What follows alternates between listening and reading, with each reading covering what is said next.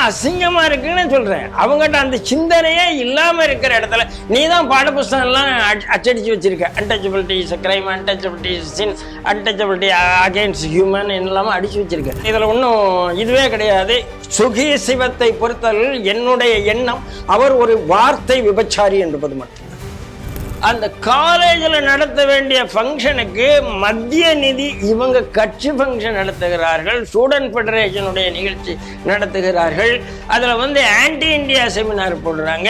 அதில் மத்திய அரசினுடைய நிதியை கேட்கிறார்கள். ஆனால் சுடிதார் கிழித்து வைத்து ஷாலை போட்டிருந்தா ஷால் கீழே விழுந்தா கிழிஞ்ச சுடிதார் தெரியும். அப்ப கிழிச்சிட்டாருன்னு சொல்ல முடியும். ஷாலுக்கு கீழே கிழிஞ்ச சுடிதார் இருக்குது, மோடிக்கு தெரியறதுக்கு வாய்ப்பு இல்லை என்றெல்லாம் இப்ப குற்றச்சாட்டு வந்து கொண்டு இருக்கிறது. பாராளுமன்றத்தினுடைய தொடக்கத்திலையும் இவருக்கு ஏதாவது வெளிநாட்டிலிருந்து ஒரு குறிப்பு வருகிறது, அதை எடுத்து செய்கிறார் என்பதுதான் நம்மளுடைய குறிப்பு.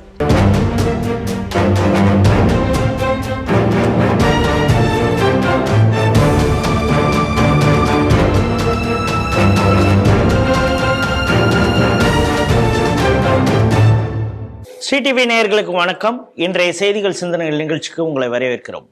முதலில் இன்றைய முக்கிய செய்திகளை பார்ப்போம். சாதி கேட்ட பட்டிமன்றம் ராஜா என வறுத்தெடுக்கும் தீகா கும்பல், மறுப்பு வெளியிட்ட ராஜா. இன்னொரு பெண்ணிடம் பேசுங்க, உங்க மனைவி வழிக்கு வருவாங்க. மட்டமான ஐடியா தந்த சுகி சிவம். SFI மாணவர் சங்கத்தை மாணவர் தேர்தலில் போட்டியிட தடை. கேரள பல்கலையில் வெடித்த போராட்டம். எதிர்க்கட்சிகளின் நோட்டீஸால் அவை நடவடிக்கையில் இருந்து விலகி இருக்க ஓம் பிர்லா முடிவா? நரவானேயின் வெளிவராத புத்தகத்தை தூக்கி அலையும் ராகுல், வழக்கு பதிவு செய்யப்படுமா?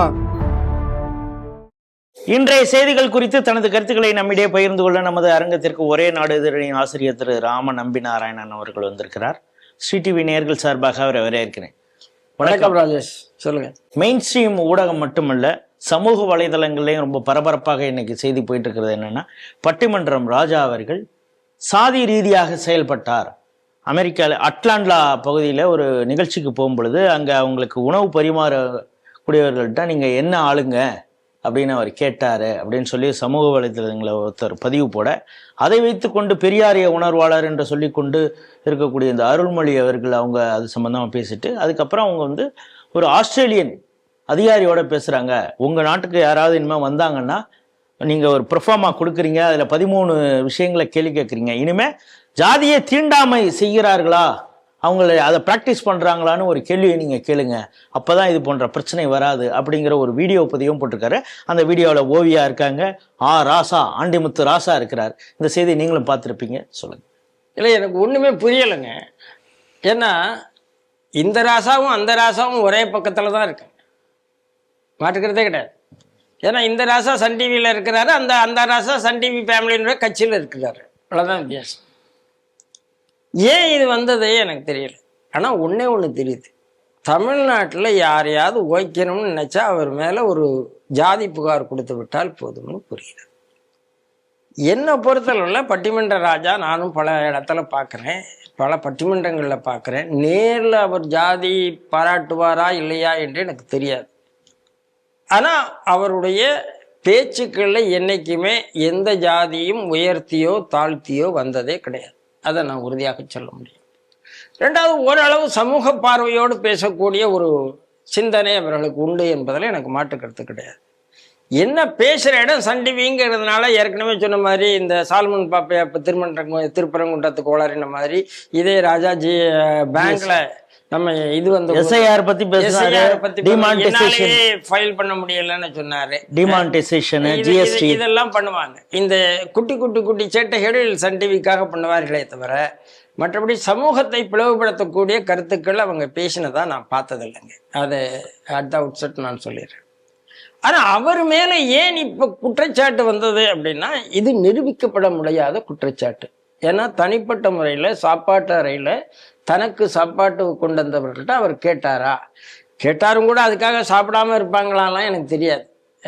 சாப்பிடுவார். அது பற்றி அவர் விளக்க வீடியோவும் கொடுத்துட்டாரு. நான் பண்ணதில்லைன்னு சொல்லியிருக்காரு. நான் என்ன நினைக்கிறேன், அந்த விளக்க வீடியோவில் அவர் என்ன சொல்லியிருக்கிறாரோ அதைத்தான் நாம் ஏற்றுக்கொள்ள வேண்டும். ஏன்னா அந்த ஃபேஸ் வேல்யூன்னு ஒருத்தருக்கு இருக்கு, அதில் வந்து அவர் சொல்றார், அதை ஏற்றுக்கலாம். அப்போ இவர் மீது ஏன் இந்த குற்றச்சாட்டு வைக்கப்பட்டது, அதுதான் எனக்கு புரியல. என்ன காரணம்? இந்த நேரத்தில் பெரியாரிஸ்ட் எல்லாம் அவரை விழுந்து விழுந்து கடிக்க வேண்டிய அவசியம் எங்கேருந்து வந்தது, எனக்கு அப்போ புரியலை. அப்போ உள்ளுக்குள் ஏதாவது நடந்திருக்கிறதா அப்படிங்கிற ஒரு சின்ன, அதாவது கொஞ்சமாவது அந்த பக்கம் இந்த பக்கம் தன் லைனை விட்டு யாராவது போனால் அவங்கள கடிச்சு குதறக்கூடிய ஒரு இடத்துல தான் இன்றைய நக்சல்களோ, இன்றைய இஸ்லாமியர்களோ, இன்றைய திக்காக்காரர்களோ. நான் இதோட சேர்த்து பார்க்க, நீங்கள் ஏற்கனவே சாலமன் குறித்து பேசியது ரொம்ப பேலன்ஸ்டாக நீங்கள் பேசுனீங்கன்னு பல நேயர்களே அதில் கமெண்ட் போட்டிருந்தாங்க. ஏன்னா உங்களுடைய பார்வை தான் சரியான பார்வைன்னு. அதே சாலமன் பாப்பையா அடுத்த வாரம் சொல்கிறார், மதுரை என்றால் அதன் முகம் வந்து மீனாட்சி தான் அப்படின்னு சொல்ற அந்த விஷயத்தையும் பார்க்குறோம். அதோடு சேர்த்து பட்டிமன்ற ராஜாவையும் இவங்க பிராண்டும் பொழுது நமக்கு அந்த சந்தேகம் ஏதோ வருதோ. இல்லை, அதாவதுங்க நீங்கள் ஒன்றுமே கிடையாதுங்க. சில ஒரு சமுதாயத்தில் நல்ல கருத்துக்கள் சொல்லக்கூடியவர்கள் மீது டார்கெட் செய்யப்படுகிறதா அப்படிங்கிற ஒரு சந்தேகம் வருது. அதாவது தவறுங்கிறது எல்லாருக்குமே இயல்பாக வருதுங்க. நீங்கள் சொன்ன மாதிரி இதே சாலமன் பாப்பையா என்னுடைய இதை நான் சொல்லியிருந்தேன், இதே இடத்துல தான் பதிவு பண்ணியிருந்தேன். அவரும் சொல்லுகிறார், மதுரை மீனாட்சி அம்மன்கிறது அந்த மண்ணை மதிக்கக்கூடிய மாண்பு இருந்து கொண்டு இருக்கிறது, அதில் மாற்றுக்கிறதே கிடையாது. அப்போது பல்வேறு, அதாவது ஃபுட் டைவர்சிட்டி கூட இந்தியாவில் இருக்கிற மாதிரி தமிழ்நாட்டில் இருக்கிற மாதிரி ஃபுட் டைவர்சிட்டி உலகத்தில் கிடையாது. India is known for it's food diversity. அப்போது ஒரு இடத்துல போய் அதில் தமிழ்நாட்டு சாப்பாடுங்கும் போது கேட்குறதுலாம் இயல்பாக தான் இருக்கும். ஈவன் நான் பழைய இடத்துல கூட ஜாதி கேட்பவர்களெல்லாம் ஜாதி வெறியர்கள் என்பதை கூட நான் ஒத்துக்கொள்ள மாட்டேன். அது இன்னைக்கு வேணா அது கேட்கறது தப்பா இருக்கலாங்க. ஒரு காலத்துல நீங்க சுதந்திர போராட்டத்துல விஓசியை மிஸ்டர் பிள்ளை என்று தான் கூப்பிட்டு இருக்கிறார்கள், யாரும் இல்லைன்னு சொல்ல முடியாது. எனக்கு தெரிஞ்சு தானிலிங்க நாடார் தான் எங்கள் சங்கத்தினுடைய சங்க சாலக்காக இருந்தார். ரங்கசாமி தேவர் தான் முக்கிய தேவர்னு தான் எல்லாரும். இவங்க இப்போ முட்டை கொடுத்தாங்க, ஜிடி நாயுடுன்னு பேர் வச்சப்பொழுது நாயுடு என்பது அவருடைய ஜாதியை குறித்தது இல்லை, அதையும் தாண்டி நம்ம அவரை பார்க்கணும் அப்படின்லாம் பேசினாங்க. சார், தமிழ்நாட்டில் இவராகவே ஒரு காலத்தில் ராமசாமி நாயக்கர் தானேங்க, நீங்கள் வேணா சொல்லிக்கலாம். அதனால இந்த ஜாதிங்கிறது வந்து கேட்டதனுடைய தவறாக இருந்தால் மட்டும்தான் அது குற்றமாக இருக்க முடியுமே தவிர இயல்பா, அதாவது சில ஆள், இப்போ நான் ஒரு வீட்டுக்கு போயிருந்தேன், அந்த வீட்டில் சாப்பிட்ட உடனே உங்களுக்கு எந்த ஊருன்னு கேட்டாங்க. நான் என் ஊர் பேரை சொன்னேன். ஊர் பேரை சொன்ன உடனே எந்த தெருன்னு கேட்டாங்க. என் தெரு பேர் சொன்னால் என் ஜாதி பேர் தெரிஞ்சிடும். கிராமத்தில் தெரு பேர் சொன்னால் ஜாதி பேர் தெரிஞ்சிடும். ஏன்னா பழைய இடத்துல தெரு பேரே, இது கொங்குமார் தெரு, இது வந்து நாடார் தெரு, இது வந்து செட்டியார் தெரு, இது வந்து பிள்ளைவாழ் தெரு, அப்படியே தெரு பேரே இருக்கு. இன்னைக்கு அப்படித்தான் சொல்லுவார்கள். அப்போ அவங்க தெரு என்னன்னு சொன்னா அவங்க சொல்லிடுவாங்க. இன்னைக்கு நீங்க நிறைய மறைச்சிருக்கீங்க. அதனால இயல்பான ஒரு விஷயத்தை என்ன காரணத்துக்காக இவர்கள் கேட்டாருன்னு புரியல. இப்போ அருள்மொழியோட அந்த வீடியோல அவங்க சொல்றாங்க, ஆஸ்திரேலியா இன்வெர்ட்ட நீங்க இனிமே வந்து அந்த இமிகிரேஷன் ஃபார்ம்ல 13 கேள்வி கேட்குறீங்க, அதுல வந்து டூ யூ பிராக்டிஸ் அன்டச்சபிலிட்டின்னு கேட்க வேண்டும் என்று கேட்குறாங்க.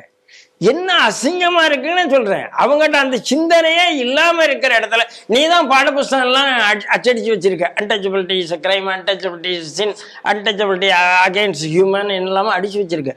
என்னன்னா அதை பார்த்த உடனே தான் அவன் அதுனா என்னன்னு கேட்கறான். இதை போய் இந்த புத்திசாலித்தனத்தை அங்க போய் ஏன் திணிக்கிறீங்க? ரெண்டாவது நான் கேட்கிறேன், untouchable do you practise religious phobia அப்படின்னு கேட்க வேண்டியதானே? ஏன்னா இன்னைக்கு இந்தியாவில இருந்து போயிருக்கிற இந்த கனடால இருக்கிற ஒரு பெரிய குரூப் அகைன்ஸ்ட் ஹிந்து தான் வேலை பார்த்துட்டு இருக்கு. இந்த திருமுருகன் காந்தி மாதிரி, இந்த வைகோ மாதிரி, இந்த பலர் வந்து அங்கே இருந்து கொண்டு இந்தியாவுக்கு எதிராக, இந்துக்களுக்கு எதிராக வேலை பார்த்து கொண்டு இருக்கிறார்கள். அப்போ நான் இங்கே இஸ்லாமியா போஃபியான்னு ஒரு பொய் சொல்லி கொண்டு இருக்கிறீர்கள். டூ யூ பிராக்டிஸ் ரிலிஜியஸ் போஃபியா அல்லது ஹிந்து போஃபியா, ஏதோ ஒன்று கேளுங்களேன். அதையும் கேட்குறேன். இந்த நாட்டுக்குள்ள வரும்போது டூ யூ பிராக்டிஸ் ஹிந்து போஃபியா, ஆம் அப்படின்னா இந்தியாவுக்குள்ள விடாதீங்க, அவ்வளவுதான். அதை நான் கேட்பேன்ல. இந்த மாதிரிலாம் உலகத்துல கேள்வி கேட்கணும்னு போய் இந்த இடத்துல போய் அருள்மொழி உட்கார்ந்து கொண்டு, ஓவியா உட்கார்ந்து கொண்டு, சல்மா உட்கார்ந்து கொண்டு, ஆராசா உட்கார்ந்து கொண்டு, என்னங்க நீங்க பண்றீங்க? என்ன பண்றீங்க? அப்போ அதான் இந்தியா சமூகம் கடந்து ஆராசா தான் போனாரு.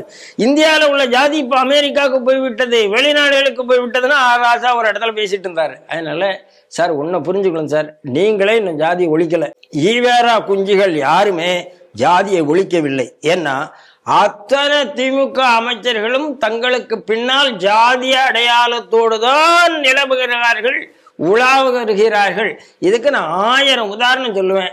ஆகையினால பட்டிமன்ற பேச்சாளர் ராஜா அவர்களுக்கு இனிமே இவர்களிடம் எச்சரிக்கையாகவே இருங்கள். ஏன்னா ஏதோ ஒரு இடத்துல உங்களை கட்டம் கட்டுறாங்க அப்படிங்கிறத மட்டும்தான் நான் சொல்ல முடியும். உண்மை என்ன என்று அறிந்து சொல்ல முடியாது. நாங்கள் உங்களை நம்புகிறோம், அதில் எங்களுக்கு மாற்றுக்கிறது கிடையாது.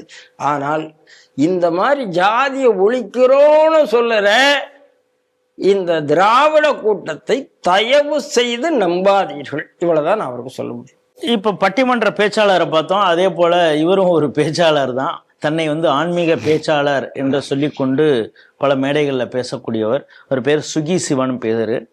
அவர் முதல்வர் ஸ்டாலின் அவர்கள் கலந்து கொண்ட விழா. என்ன கலந்து கொண்ட விழா அப்படின்னா, இந்து சமய அறநிலைத்துறை ஆக்சுவலி கோயில் நிதியிலேருந்து நடத்துகிறாங்க. ஆனால் இந்து சமய அறநிலைத்துறை நடத்துறதாகவே சொல்கிறாங்க. என்னன்னா, மூத்த தம்பதிகளுக்காக ஒரு விழா நடத்தியிருக்காங்க. அந்த விழாவில் சுகி சிவம் பேசும் பொழுது என்ன சொல்லியிருக்காருன்னா, பெண்களை அதாவது உங்கள் மனைவியை நீங்கள் சரி கட்டணும், உங்கள் பேச்சை அவங்க கேட்கணுன்னா நீங்கள் ஒரு வேலை பண்ணணும்.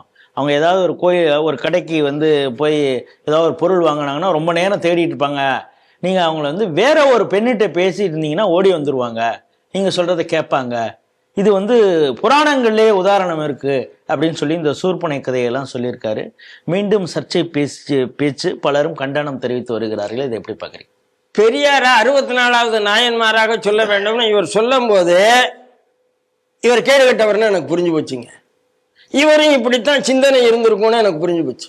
சரிங்களா? ஏன்னா பெரியாருங்கிற வார்த்தை சமுதாயத்துக்கு புரியதற்காக சொல்லுங்க. அதை மறுத்தார் ஒரு இடத்துல. நான் அப்படி சொல்லவே இல்லையேன்னு சொன்னார். ஆனால் இவர் சொன்னதை நான் சன் டிவியில் நான் பார்த்துருக்கேன். ஒன்று.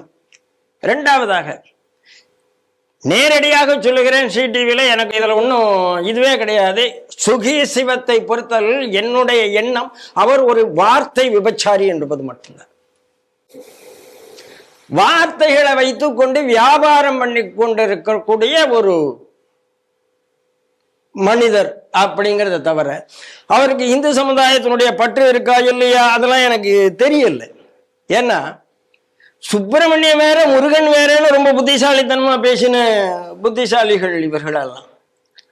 அதாவது இந்து சமுதாயத்துல எப்படி விஷத்தை விதைக்கலாம், எப்படி பிரிவினையை விதைக்கலாங்கிற சிந்தனையை தவிர எந்த சிந்தனையும் கிடையாது.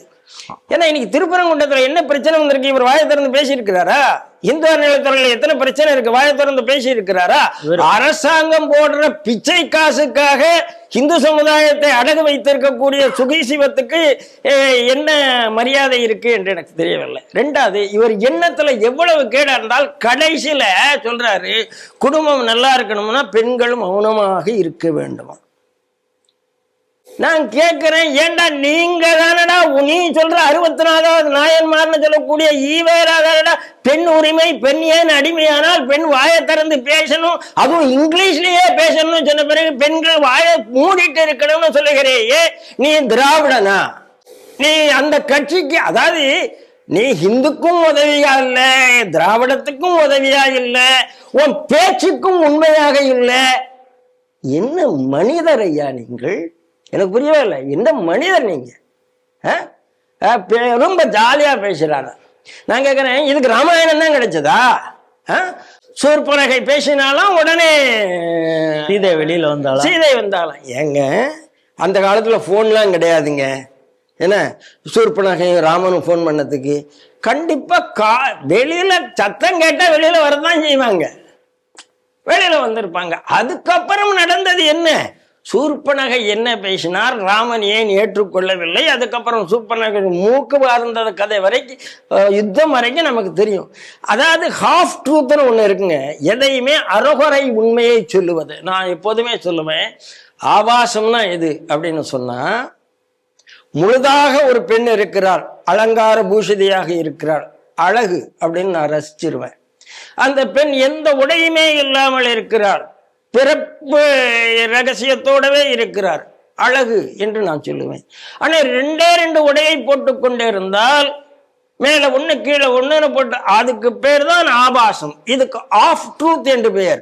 சூர்பனகையை கூப்பிட்டா பேசிட்டு இருந்தா இவ வந்தா அப்படின்னு சொன்னான், அதுக்கு பின்னால நடந்ததை சொல்லாம சொன்னா ஆஃப் ட்ரூத். இதுக்கு பேர் ஆபாசம். ஆபாச பேச்சாளர் சுகி சிவம் என்று சொல்லுகிறார். வார்த்தை வியாபாரி, ஆபாச பேச்சாளர். ஆனால் இந்த திமுக அரசு எல்லா இந்து சமயத்தினுடைய நிலக்கரத்திலையும் ஒரு பட்டியல் போட்டு இவங்களை தான் நீங்க கோயிலுக்கு கூப்பிடணும்னு போட்டிருக்கு. என்ன கேவலம்! ஆகையினால ஐயா சுகியார், நீங்க நிறைய சுகிச்சிட்டீங்க, உங்க வயசுக்கு தக்கன நடந்துக்குங்க. இந்த மாதிரி பேச்செல்லாம் இந்து அறநிலைத்துறை நிகழ்ச்சியில் பேசாதீர்கள். நீங்க திராவிட கழக மீட்டிங்ல போய் பேசிக்கீங்க. இந்து அறநிலைத்துறை மீட்டிங்ல இந்த மாதிரி அசிங்கம் பேசாதீர்கள். இவ்வளவுதான் நான் சொல்றேன். எஸ்எஃப்ஐ அப்படின்னால பெயர் சொன்னாலே தரம் எளிதில் விளங்கும் அப்படிங்கிறது மாதிரி அவங்களுடைய செயல்பாடு இருக்கும். கேரளா யூனிவர்சிட்டி வைஸ் சான்சலர் மோகனன் குன்னுமால் அப்படிங்கிறவர், அவருக்கு எதிராக மிகப்பெரிய ஆர்ப்பாட்டங்கள்லாம் நடத்திருக்காங்க. அவர் ஆஃபீஸில் உள்ள புகுந்து பெரிய பிரச்சனைகள்லாம் ஏற்படுத்தியிருக்காங்க. காரணம், அங்கே அவர் ரீஎலெக்ஷன் நடத்தி மாணவர்கள் மாணவர் தேர்தல் நடத்தணும்னு முயற்சி பண்ணுறாரு. இதை கண்டித்து எஸ்எஃப்ஐ மிகப்பெரிய போராட்டத்தை முன்னெடுத்திருக்கிறது. இதை எப்படி பார்க்குறீங்க? எஸ்எஃப்ஐ பேர் தாங்க ஸ்டூடெண்ட் ஃபெடரேஷன் ஆஃப் இந்தியா. அதுக்கும் இந்தியாவுக்கும் சம்மந்தமே கிடையாது. அவ்வளோதான். அது ஒரு கம்யூனிஸ்டினுடைய மாணவர் அமைப்பு. ஜனநாயகம் வேண்டாம் என்று யாரும் சொல்லவில்லை. கேம்பஸ்ல கூட டெமோக்ரஸி வேணும் அப்படிங்கிறதுல நமக்கு மாற்றுக்கிறது கிடையாது. ஆனால் அவங்களுக்கு எதிராக இன்னொரு ஸ்டூடெண்ட் ஃபெடரேஷன் வேண்டாம் என்று யாரும் சொல்லவில்லை. ஆனால் மோனோபோலி ஸ்டூடெண்ட் ஃபெடரேஷனாக மாறிக்கொண்டு அந்த யூனிவர்சிட்டியை, அந்த காலேஜில் நடத்த வேண்டிய ஃபங்க்ஷனுக்கு மத்திய நிதி இவங்க கட்சி ஃபங்க்ஷன் நடத்துகிறார்கள், ஸ்டூடெண்ட் ஃபெடரேஷனுடைய நிகழ்ச்சி நடத்துகிறார்கள். அதில் ஆன்டி இந்தியா செமினார் போடுறாங்க, அதில் மத்திய அரசினுடைய நிதியை கேட்கிறார்கள். ஆகையினால என்ன பண்றாரு, ஆளுநர் பார்க்குறாரு, இது நல்லது இல்லைன்னு முடிவு பண்றாரு. ஏற்கனவே இப்போதான் ஜேஎன்யூக்கு நம்ம இது பண்ணியிருக்கோம். வைஸ் சான்சலர் அனுமதிக்க முடியாது. வைஸ் சான்சலர் முடியாதுன்னு சொல்றாரு. ஆளுநர் மட்டுமில்ல, வைஸ் சான்சலரே முடியாதுன்னு இப்ப சொல்லிட்டாரு. ஆகையினால போராடுகிறார்கள். இந்த போராட்டத்திலே எந்த நியாயம் இருக்குது? அதாவது ஜனநாயகம் என்ற போர்வையில் ஜனநாயகத்துக்கு எதிரான போராட்டம். ஆகையினால எஸ்எஃப்ஐ தூக்கி எரியப்பட வேண்டியதுங்கிறதுல எனக்கு மாற்று கருத்து கிடையாது. அதை டெமோக்ராட்டிக்கலா பண்ணியிருக்காரு, ரீஃபார்ம் பண்ணிட்டு வான்னு சொல்றாரு. கேம்பஸுக்குள்ள இனிமே எந்த ஸ்டூடெண்ட் ஃபெடரேஷன் வந்தாலும் அவர்களுக்கு ஒரு பைலாஸ் இருக்கணும். They should abide by the Indian constitution, they should respect Indian sovereignty அப்படின்லாம் எழுதி வாங்கிட்டு தான் ஃபெடரேஷனை உள்ள விடணும். அப்படி இனிமே கேம்பஸ்ல ஸ்டூடெண்ட் ஃபெடரேஷனுக்காக ஒரு சட்டம் கொண்டு வருவதற்கான நேரம் இது என்று நான் நம்புகிறேன். பாராளுமன்றம் அவருடைய சபாநாயகர் ஓம் பிர்லா, இவர் காங்கிரஸ் எம்பிக்களுக்கு எதிராக, அதாவது ஒரு சார்பாக செயல்படுறாரு, பாஜகவுக்கு ஆதரவாக செயல்படுகிறார் அப்படின்னு சொல்லி நம்பிக்கையில்லா தீர்மானம் நோட்டீஸை கூட காங்கிரஸ் வழங்கியிருக்கிறது. அது வெற்றி பெறுமாங்கிறது அடுத்தது ஒரு பக்கம் இருந்தால் கூட, இப்படிப்பட்ட ஒரு குற்றச்சாட்டை தன் மீது வைக்கிறதுனால இப்போதைக்கு அந்த அவை தலைவர் பொறுப்பிலிருந்து விலகிவிடலாம் அப்படிங்கிற சிந்தனை அவருக்கு இருக்கிறது அப்படிங்கிறது மாதிரி ஒரு செய்தி வந்திருக்கிறது. இந்த பாராளுமன்றத்தில் குறிப்பாக இந்த பட்ஜெட் விவாதம் நடந்து கொண்டு இருக்கக்கூடிய இந்த போக்கை நீங்கள் எப்படி பார்க்குறீங்க? காங்கிரஸனுடைய போக்கு ரொம்ப மட்டமா இருக்குங்க. ஏற்கனவே சொல்லிட்டோம். அந்த பெண் எம்பிக்கள், நீங்க அந்த வீடியோவை பார்த்துருப்பீங்க. அந்த அம்மா 4 பேரும் அந்த ஜோதிமணி கையை காமிக்கிறாங்க, எல்லாரும் போறாங்க, பிரைம் மினிஸ்டர் சுத்தி நிற்கிறாங்க, பிளக்ஸை விரிக்கிறாங்க. அப்படின்னா இவர்கள் திட்டம் போட்டு தான் செய்திருக்கிறார்கள். நேற்று கிரண் ரிஜிஜு அந்த வீடியோவை ரிலீஸ் பண்ணிட்டாரு. அதுக்கு நன்றி தெரிவித்து ஜோதிமணி போடும்போது பாருங்க நாங்க ஜனநாயக ரீதியா தானே பண்ணியிருக்கோம். ஜனநாயக ரீதியா அங்க எங்கேயுமே தெரியவில்லை. நாங்க இது எதிர்பாராதது தானேன்னு சொல்றாங்க. திட்டமிட்டது என்று ரொம்ப தெளிவாக தெரிகிறது. ஒவ்வொருத்தரா அந்த அம்மா கூப்பிடுறாங்க, விரிக்கிறாங்க. அதுதான் சொல்லுகிறார்கள். இனிமே மோடி வரும்போது இவங்க, அதாவது இந்த சுடிதாருக்கு மேல ஒரு ஷால், ஆனா சுடிதார் கிழித்து வைத்து ஷாலை போட்டிருந்தா, ஷால் கீழே விழுந்தா கிழிஞ்ச சுடிதார் தெரியும். அப்ப கிழிச்சிட்டாருன்னு சொல்ல முடியும். ஷாலுக்கு கீழே கிழிஞ்ச சுடிதார் இருக்குது, மோடிக்கு தெரியறதுக்கு வாய்ப்பு இல்லை என்றெல்லாம் இப்ப குற்றச்சாட்டு வந்து கொண்டு இருக்கிறது. அப்ப எந்த அளவுக்கு மோசமாக இருந்திருப்பார்கள் எனக்கு தெரியாது. அப்போ இவர்கள் திட்டம் என்ன? பிரதமர் வரத்துக்கு முன்னால அங்க போய் நிக்கணுங்கிறது ஒரு திட்டமாக இருந்தது. கெரோ பண்ணணும், கெட்ட பேர் உருவாக்கணும், அதை ஓம் பிர்லா கண்டித்ததன் காரணமாக, ரெண்டாவது வெளியிடப்படாத புத்தகத்தை பேசக்கூடாது, அது நீதி தானே, அது பாராளுமன்றத்தினுடைய விதி. இதுல எங்க அவர் கட்சி ஆச்சரியங்களுக்கு அப்பாற்பட்டு நடந்து கொண்டார் என்று எனக்கு புரியவில்லை. அதுல நீங்களும் கூட உங்களுடைய சமூக வலைதளம் பதிவு போட்டிருந்தீங்க. இந்த அம்மாவே சொல்லுது, நாங்க கொஞ்சம் அதிகமாக தான் நடந்துகிட்டோம், ஆனாலும் அது எங்களுக்கு ஏற்புடையதுதான். மரபு மீறல் தானே, மரபு மீறல் இல்லைங்க, அது விதி மீறல்னு நான் சொல்லுகிறேன். அது மரபு மீறலே, பாராளுமன்ற சட்டத்திட்டத்திற்கு எதிரான, சட்டத்திட்டத்துக்கு எதிராக. அப்போல்லாம் இந்த எம்பியா இருக்கிறதுக்கு தகுதி இல்லாதான்னு அர்த்தம். ரெண்டாவது, இப்ப ஓம் பிர்லாவை நான் பாராட்டுகிறேன். ஏன்னா அவர் சபாநாயகர் பொறுப்புல இருந்து நான் அந்த நம்பிக்கையில்லா தீர்மானம் முடிகிற வரைக்கும் நான் இருக்கையில் அமர மாட்டேன்னு சொல்லியிருக்காரு. இதுதான் ப்ராபர்ட்டின்னு அர்த்தம். இதுக்கு பேர் தான் நம்பிக்கையான தன்மை என்ற அர்த்தம். அவரை பாராட்டுறேன். ஆனால் இப்ப என்ன ஆச்சு, எதிர்கட்சிகளுக்கு ஒரு பைத்தியம் பிடித்து கொண்டிருக்கிறது. எது லாஸ்ட் ரிசார்ட் என்று சொல்வார்களோ அதை ஃபர்ஸ்ட் ரிசார்ட்டா எடுக்கிறார்கள். இப்போ ஜிஆர்எஸ் மீது நேர போய் இம்பீச்மெண்ட். எதுக்கு? அவர் இவங்க விரும்பாத தீர்ப்பை கொடுத்தா அவர் மேல இம்பீச்மெண்ட். இப்ப பியூஷ் கோயல் யுஎஸ் அமெரிக்கா டீலை பத்தி, யுஎஸ் இந்தியா டீலை பத்தி சொல்லலையா, உடனே அவர் மீது கவன ஈர்ப்பு தீர்மானம், ஒழுங்கு தீர்மானம். என்னங்க நீங்க சொல்றீங்க? அதாவது தமிழகத்தில் திமுக என்ன செய்யுமோ அதை மத்தியில் இப்ப காங்கிரஸ் செய்யுது. திமுக என்ன செய்யணும்னா, தன்னை ஒரு எதிரி எதிர்த்துட்டான்னா முதல்ல அவனை கேரக்டர் அசாசினேட் பண்ணுவது என்பது திமுகவினுடைய வேலை. அதுதான் திமுக தொடர்ந்து செய்து கொண்டு இருக்கிறது. அந்த வேலையை இன்னைக்கு திமுக கூட பழகி பழகி பழகி பழகி இன்னைக்கு காங்கிரஸ் அதை பண்ண ஆரம்பிச்சிருக்கு. இம்பீச்மெண்ட்டுக்கு கையெழுத்து போடுது. இப்போ ராகுல் கையெழுத்து போடலை இதுல, இந்த நோ கான்பிடன்ஸ் மிஷன்ல. ஆனா அவர் தான் பின்னால இருக்காரு, எல்லாருக்கும் தெரியும். மமதா போடலை. ஆனால் பாராளுமன்ற ஒவ்வொருத்தரும் நபர்களை குறிவைக்கிறது என்பது ஜனநாயகத்துக்கு ஆபத்து. ஆனால் நபர்களை குறிவைத்து இல்லாமல் செய்வது என்பது காங்கிரஸுடைய வரலாறு. நீங்க அது ராஜேஷ் பைலட்டை எடுத்துக்கலாம், மாதவராஜ் சிந்தியாவை எடுத்துக்கலாம், ஜிஜேந்திர பிரசாத்தை எடுத்துக்கலாம். லிஸ்ட் பெருசு. தீன்தயாள்ஜி, ஷாம் பிரசாத்ஜி, அந்த லிஸ்டையும் எடுத்துக்கொள்ளலாம். அப்புறம் இவர்கள் யாரும் ஓய்த்தார்களேன்னு ஒரு பெரிய அரசியல், சீதாராம் கேசரியை உள்ள வச்சு பூட்டினதையும் எடுத்துக்கலாம். நபர்களை ஓய்ப்பது என்பது கியானி ஜெயில் சிங்லேருந்து எடுத்துக்கலாம். நபர்களை ஓய்ப்பது என்பது காங்கிரஸினுடைய கலாச்சாரம். கேரக்டர் அசாசினேட் பண்ணுவார்கள், இல்லை என்றால் அசாசினேஷன் வரைக்கும் போவார்கள். அதைத்தான் இது நிரூபித்திருக்கிறது. ரொம்ப மட்டமான இடத்துக்கு காங்கிரஸ் வந்திருக்கிறது. இனிமேலும் காங்கிரஸ் ஜனநாயக கட்சி என்று அங்கீகரிக்க வேண்டிய அவசியம் இல்லை. யார் பார்லிமெண்டத்தில் தவறு செய்திருக்கிறார்களோ அவர்கள் நிரந்தரமாக நீக்கப்பட வேண்டும் என்பதுதான் என்னுடைய விருப்பம். இதுவும் இப்போ பாராளுமன்ற விஷயம்தான். நரவானே இராணுவ தளபதியாக இருந்தவர், அவர் எழுதிய புத்தகம், அந்த புத்தகம் இன்னும் வெளியிடப்படவில்லை அப்படின்னு சொல்லி அந்த பதிப்பகம் பென்குயினே போட்டிருக்குது. பென்குயின் சொல்வது 100% உண்மை அப்படிங்கிறத முகுந்த் நரவானே அவரும் ரீட்வீட் பண்ணியிருக்காரு. ஆனால் இவ்வளோ பெரிய ஒரு புத்தகத்தை ஒரு ரேப்பரோட வச்சு அது பாராளுமன்றத்தில் தூக்கி காட்டினார் ராகுல். இதில் தான் அந்த வரி இருக்குன்னு. வெளியிடப்படாத புத்தகத்தில் எப்படி எந்த இடத்துல எந்த பேஜில் அந்த வரி இருக்கும் அப்படிங்கிற ஒரு கேள்வியே எழுகிறது.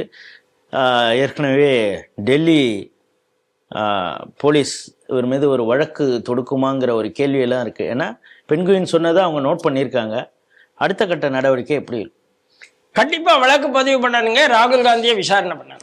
ஏன்னா அவர் கையில ஒரு புத்தகம் இருந்தது. இப்போ அவர் மேன்ஸ்கிரிப்ட், அது கான்ஸ்டிடியூஷனை கையில வச்சுக்கிறார் எல்லா இடத்துலயும். அதை திறந்து பார்த்தா உள்ளுக்குள்ள கான்ஸ்டிடியூஷன் இருக்கா, வெள்ளை பேப்பர் இருக்கான்னு யாருக்கும் தெரியாது. அது மாதிரி ஏதாவது வெள்ளை பேப்பரை வச்சுட்டு இருந்தாரா உள்ளுக்குள்ளங்கிறத நமக்கு தெரியாது.